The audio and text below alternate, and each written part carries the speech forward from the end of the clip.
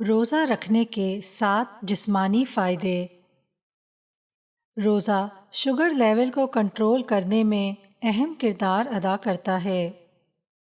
روزہ رکھنے سے اعصابی تناؤ میں کمی آتی ہے۔